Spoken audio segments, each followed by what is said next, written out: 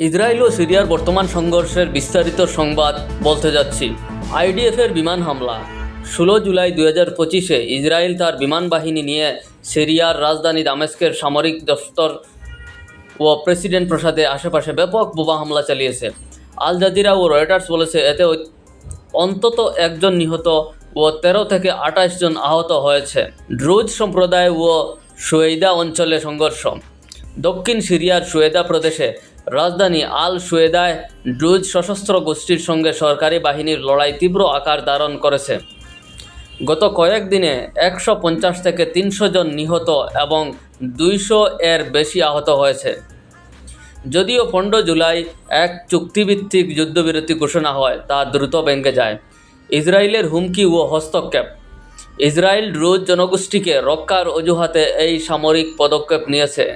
তারা ঘোষণা করেছে শুয়েদা থেকে সিরিয়ার সরকার বাহিনী সরলে তারা হামলা বন্ধ হবে।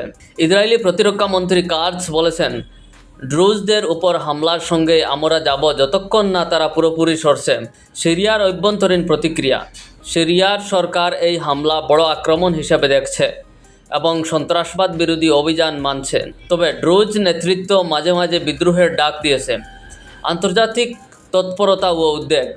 আমেরিকা ও জাতিসংঘ ও কিছু পশ্চিমা সূত্র ইসরায়েলের এসব হামলার ব্যাপারে উত্তেজনা কমানোর আহ্বান জানিয়েছে।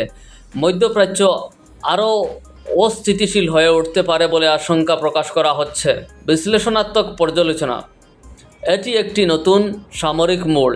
ইসরায়েল সিরিয়ায় সরাসরি বিমান হামলা চালিয়েছে, যা গত অবস্থার তুলনায় দৃশ্য পরামার্জিত ও বৃহৎ মাত্রার আক্রমণ। ড্রুজের স্বার্থে হুমকি। ড্রুজ সম্প্রদায়ের রক্ষা এ পর্যন্ত এ ধরনের আন্তর্জাতিক হস্তক্ষেপ যত ঘটেছে তা টাইপ ডিজাইন করে চালানো হচ্ছে। বিক্ষোভ ও সীমান্ত পরিস্থিতি। ইসরায়েলি ড্রুজরা গোলান সীমান্তে এসে নিজেদের দলের পাশে অবস্থান নিয়েছে। আকস্মিক সীমান্ত লঙ্ঘনও ঘটেছে।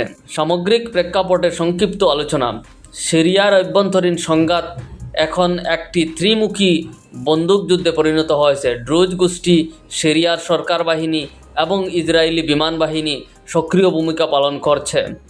পরিস্থিতি আরও উত্তপ্ত হতে পারে যদি ইসরায়েল গ্রাউন্ড ইনভেডেড বা দীর্ঘমেয়াদী আক্রমণ চালায়।